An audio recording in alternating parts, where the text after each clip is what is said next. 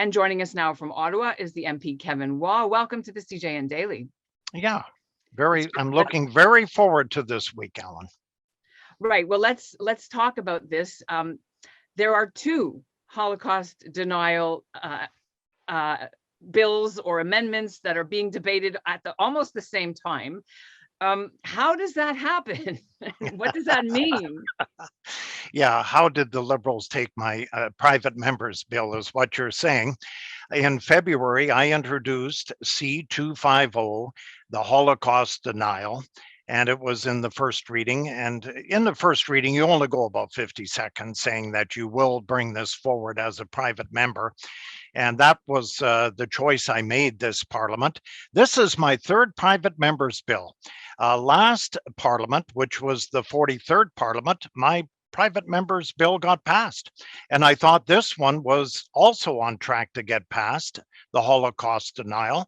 But then the budget came out. And then on page 275 of the budget, all of a sudden, line by line, the government has stolen my private members bill. So it's in a budget bill, which means it's kind of interesting because usually budget bills deal with money. Private members, of course, cannot deal with money, Alan. And my bill did not have money, although it had consequences on Holocaust denial, up to 2 years in prison, where the Liberals, I don't think have any penalty in their bill. So it'll be interesting. We go Wednesday late afternoon, the second round of readings, the first hour. And so it'll be interesting to hear the positions of all four parties. But I guess imitation could be seen as the highest form of flattery. But in terms of the possibility that one will get through quicker than the other, which of the two is more likely to have the speedier, approval, do you think? Yours or an actual budget bill, which is an amendment to the criminal code versus a whole standalone bill, if I understand correctly? Could you walk us through that? Yeah, I can walk you through it. So this is only my first reading coming up here Wednesday. And so my second reading, actually, the second hour would be June 23rd. So you can see it's quite a bit unless I trade up, which I could do. And then it goes to committee. So obviously the budget bill is quicker because once the budget does pass, and it looks like it will because the NDP is supporting the Liberals and they'll have enough votes on their budget bill, then they take it over and then mine would necessarily just die on the order paper. So I'm a little disappointed in that. So when the budget does pass, and it will pass before we rise in June, probably pass sometime in May, although we're debating it now in the House of Commons. That means they'll be in control of this bill and mine will die on the order paper. Deemed redundant, actually. You were surprised that this came out, or you were not surprised? I was totally surprised. Actually, I was watching the budget and I get a text from David Cooper. And he told me, turn to page 275. I hadn't quite got there yet. And as I was going there, it was word for word, for God's sakes. Why would they do this? It was just, so the Liberals decided to take my PMB for their own interest. And, it really doesn't belong in the budget.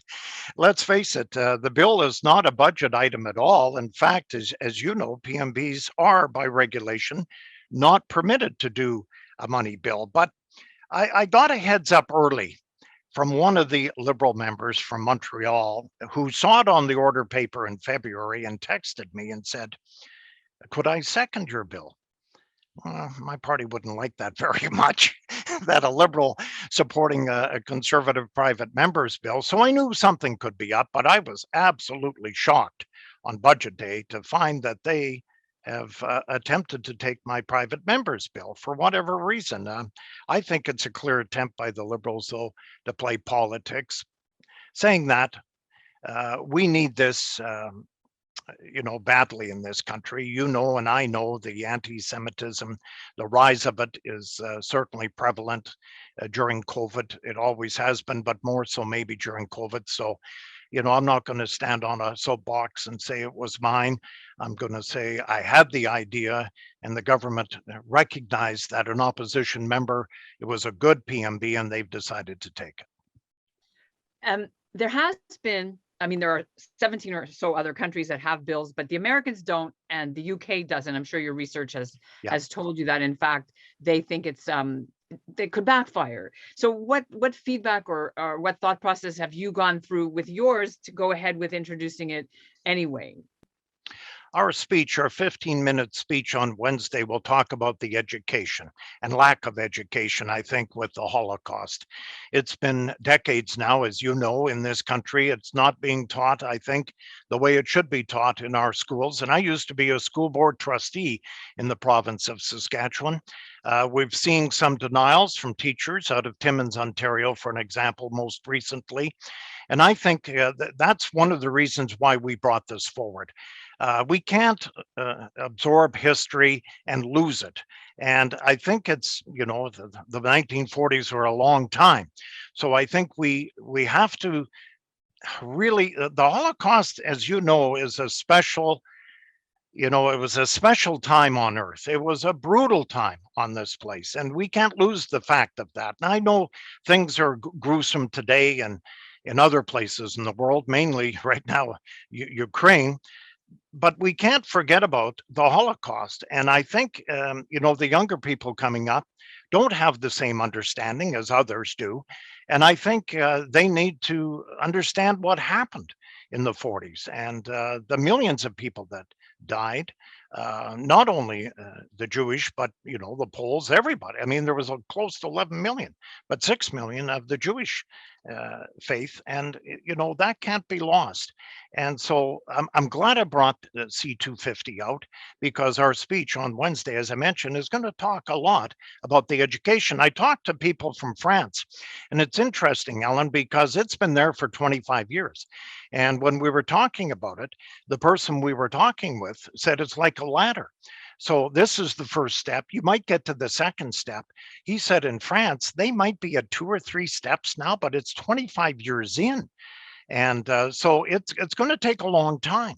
So it's not like, in this case, the budget passes and everything changes in Canada. That's not going to happen. This is going to take years to make it happen, but it's on the radar. It needed to be on the radar. The UN dealt with this in January. In Canada, despite the United States and the UK not dealing with it, we're taking a leadership role, and I'm proud of that. And how could you say it's step one, Jacob's ladder, whatever, but a lot of people are saying it's one piece of the toolbox. What can the federal government do to make education mandatory when it's a provincial, jurisdiction? But how, is there anything the federal government can do to, like they do in England, where it's mandatory? Yeah, they can't. You're exactly right. Education is the privy of the provinces. But I think they can have the discussion. Of course, the federal government looks after education on reserves, but not only that, I think they need to have, in fact, funny you said that, because when I got elected in 2015-16, one of the first, because I was a school board trustee, I was looking around for the education minister. And then quickly found out there's no education minister, yet we give billions of dollars coast to coast in education and don't have a mechanism to see how we're doing with the money that we're spending, not only on reserves, but even provincially. We don't have any tracking at all with education here in the country. And that is, I think, one of the things that I found out when I first got here. I'm appalled about that.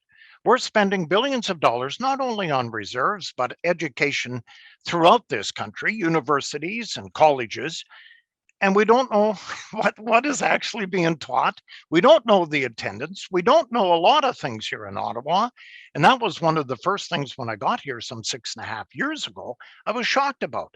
And so how is the federal government going to proceed with this? Are they just going to take it for the sake of taking my bill and saying we're dealing with it? But how are they going to deal with it? I know Erwin Kotler got a lot of financial support again, and that's good. But what are we going to do with this now?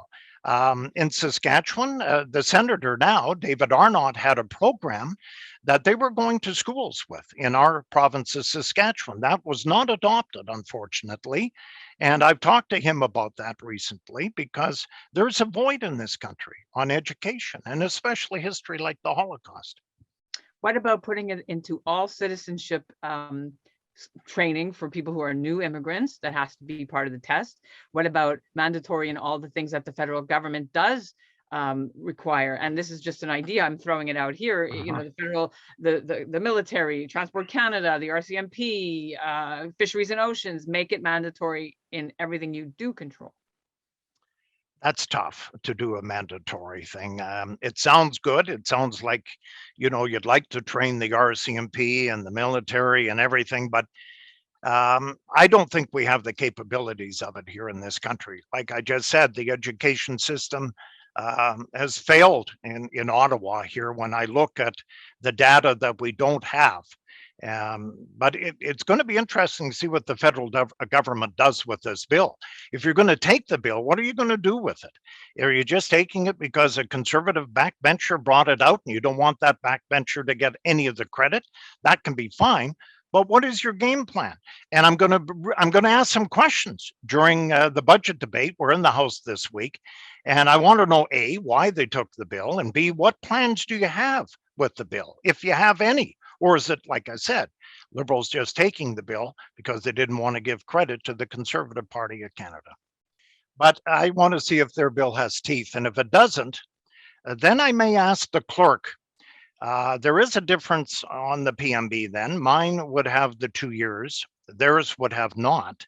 And if that's the case, I would ask the clerk if I can proceed with mine, which will determine their ruling if I'm alive or not. But we'll see. At least I can attempt that. It's very, very interesting for the people who follow the intricacies of how something actually gets to be law. This is a great class, and we're watching with bated breath. Thank you so much again for being on the PJN Daily. Yeah, thank you very much.